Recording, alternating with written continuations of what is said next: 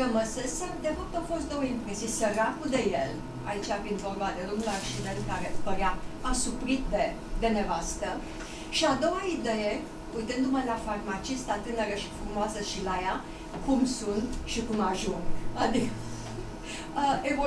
posibilă evoluția a unei femei. Așa, deci cadrul este, durata este de 31 de secunde, cadrul este farmacia Catena.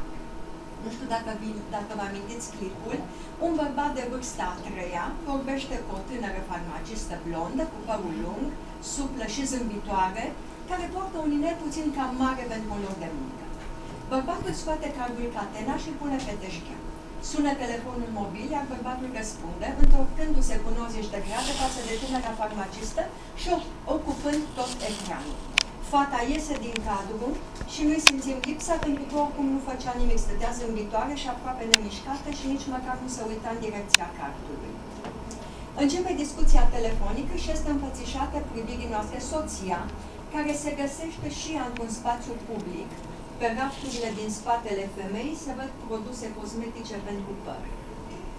La întrebarea acesteia, pusă pe un ton plăcut nerăbdător, bărbatul spune că este într-o farmacie, ceea ce declanșează la capătul firului o reacție de îngrijorare și o serie de presupuneri, afirmații, referitoare la posibilele lui probleme de sănătate. Ficatul, inima, capul, acestea fiind perfect compatibile cu vârsta. Ipotezele emise de soția, sincer îngrijorată, devin tot mai insistente, iar bărbatul răspunde tot mai nerăbdător și ușor agasat. Când în sfârșit este întrebat în mod direct ce caută la farmacie, își informează soția că sunt reduceri. Tonul este de superioritate, ca și cum toată lumea ar trebui să știe acest lucru. La rândul său o întreabă unde este, iar ea răspunde pretinzând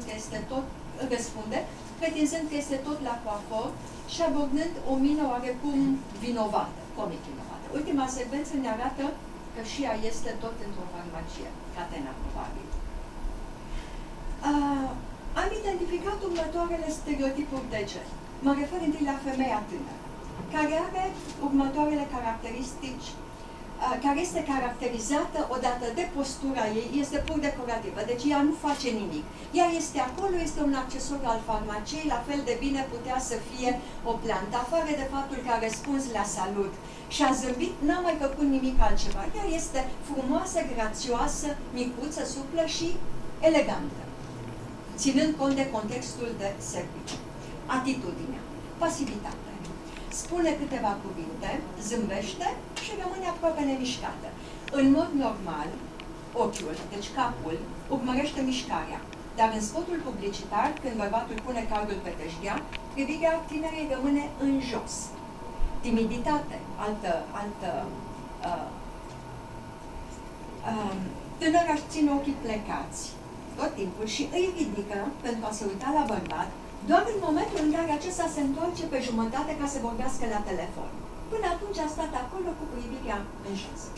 Femeia vârstnică, din punct de vedere fizic, este mai plinuță, elegantă și îngrijită.